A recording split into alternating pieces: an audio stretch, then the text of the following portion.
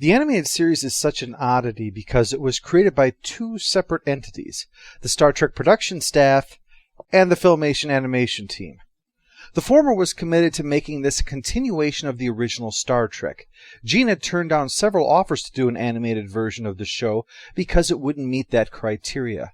He knew that any animated series would mean toning down the violence and eliminating sexuality completely, but he felt that so long as the core of what the show was remained there, that it would be good for Star Trek. Syndication at the time was making Star Trek more popular than it was during its original run, and Gene was trying desperately to get a film made. So he felt a quality animated series to keep things fresh in people's minds would do that. The problem was that Filmation was quite cheap, which undermined the series on numerous occasions. No matter how good the story is, there was nothing you could do if Kirk had 3 arms and someone was missing the lower half of their body, or if Bones was given only one more expression than Spock was ever allowed to have. Still, the effort was made on the production side to make the episodes as solid as possible. So Gene approached Mark Daniels to write a script for the series. Daniels had limited experience as a writer, but had directed many episodes of the original series, so he had a firm grasp on all things Trek. In particular, he had been intrigued by the Doomsday Machine and wanted to revisit the idea in a slightly different way. In that one, you'll recall that a planet-consuming machine from outside the galaxy shows up, and it's on a direct course for Earth. As you'll see, Daniels was taking some elements of that and producing counterpoints for other elements. Anyway, let's get things started. Kirk gives the log entry explaining their mission, to investigate a cosmic cloud that has showed up on the fringes of their galaxy and is near one of their distant colonies. The cloud is frickin' huge, more than twice the size of Jupiter, Saturn, and Neptune combined, according to Lieutenant Funfact at the helm anyway. Something that huge could be a problem if it's poisonous or radioactive or anything like that. Well, guess what? It's even worse than that. It surrounds the outermost planet of the system, and to Spock's surprise, the planet begins breaking up. Being only a half-hour show, our heroes have to be quick on the uptake, so Kirk and Spock both figure the cloud eats planets, which is bad news because planets are where we keep most of our stuff. After swallowing that planet, it heads for the colony world Mantilles. Bones, I need an expert psychological opinion. Know anyone that can help?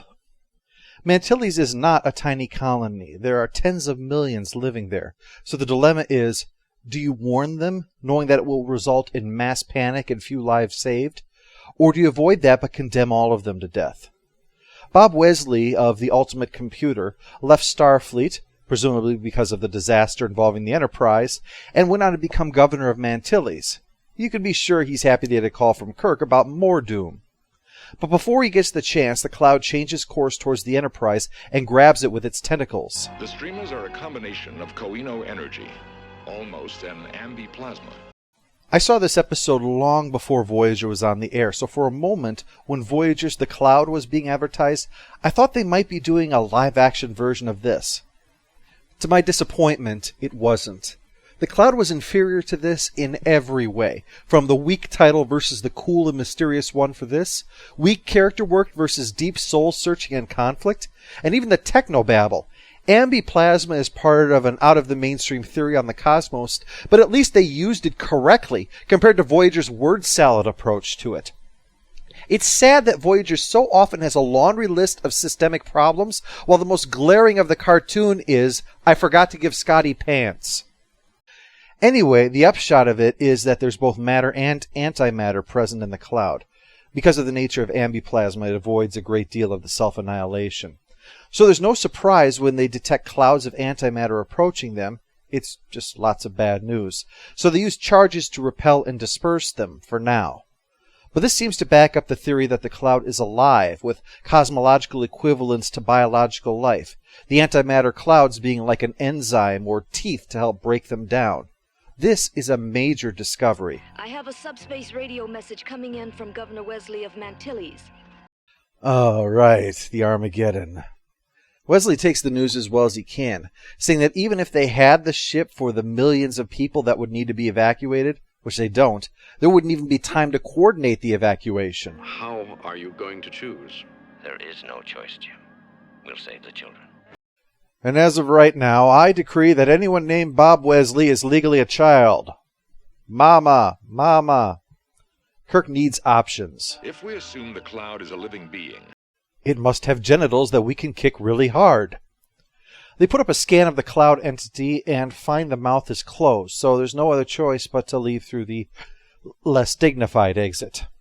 The trip is not easy, though. There are explosions and what look like stalactites and stalagmites all over the place. Bones thinks that they work like villi. The human small intestine is lined with millions of them to absorb nutrients into the body. This is turning kind of educational. I think this is what the show has to be filled with once they take out all of the Kirk making out with aliens bits. The villi use antimatter to interact with the material that's being digested, which could mean the Enterprise if the shields were to fail. Cue Scotty to call up and say the shields are going to fail. The energy cost of all of this is getting to be too much. They'll need some matter and antimatter if they're going to keep the shields up.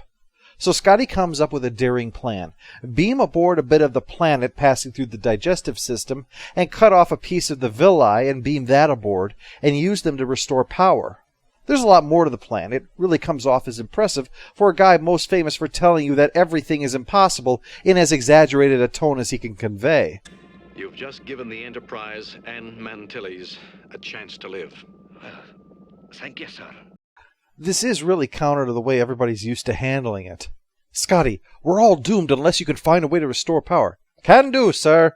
I don't care about the laws of physics. I don't care if you say it's impossible. Already on it, Captain. The ship and my entire crew are at stake, and millions of lives. Damn it, Scotty, I need a miracle. Captain, would you just grab the other end of the crate and help me save the ship? While Scotty's been saving the ship, Spock and Bones have found what they think is the cloud's brain. So Kirk's plan is to head in there and shoot it until it can't be shooted anymore. Spock is surprised, as are some of the others. Killing intelligent life is counter to their mission. But Kirk says there's no proof that this is intelligent life, and every indication that it is going to kill the intelligent life on Mantilles. If he has to pick one over the other, he's going to pick the colonists.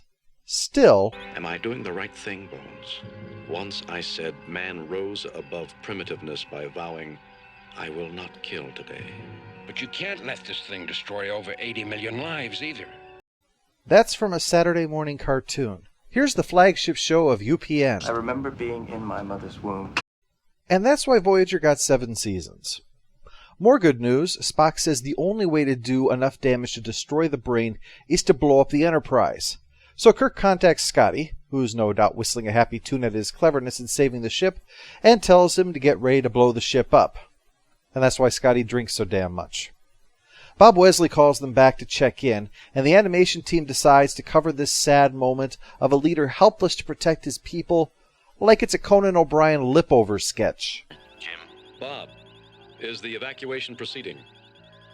as best it can. There was some hysteria at the beginning, but most agreed to let the children be taken off first. We're going to die! I can't get to the chopper and jiggle all the way away from here!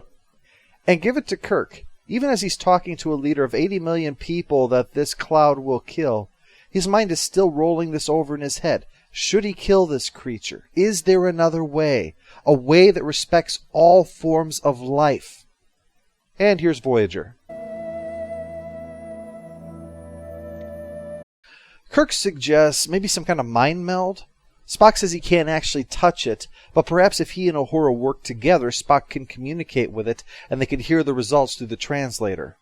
So Spock takes a seat and attempts to contact the alien cloud, or at the very least, to call down the power of Jesus. Spock manages to communicate with it, and the neutral voice of the computer gives the creature a creepy tone, like the ghost of some machine. Spock tries to explain why it shouldn't eat Mantilles, pointing out the people that are on it.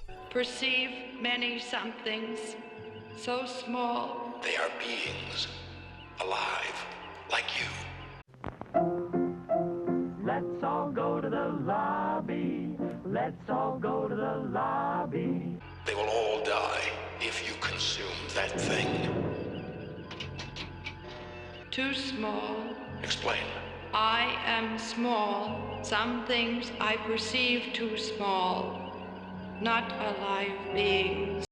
Oh crap, I always scoffed at Horton Hears a Who, and this is my ironic punishment! Spock convinces the cloud to enter his mind as he enters its, so it can perceive the Enterprise crew. And so Uhura can show it images of Earth, specifically Filmation's Lassie Rescue Rangers show, because they cut corners everywhere. This gets through the cloud, and it agrees that it doesn't want to kill anyone. So Spock persuades it to leave our galaxy, and we'll just call it bygones. And of course, for his brave leadership during this crisis, everyone will now always associate nobility with the name Wesley. Post-episode follow-up, annoying character goes to whoever animated Bob Wesley's mouth and ruining a serious discussion. We have a Like Unto an Amoeba award to the Cloud, against whom we all really do look like amoebas. All scores are relative to their series, so one of our planets is missing gets a score of 10 out of 10.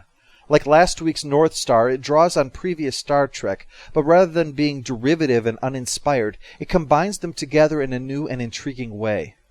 Despite its short run time, the episode has action, tension, drama, character, and a fingers-up-the-spine creepiness. If I were to criticize anything, it's that the animation failed to give us a sense of the scope of this menace, this Lovecraftian thing descending to devour a world without thought, reducing it to mere numbers.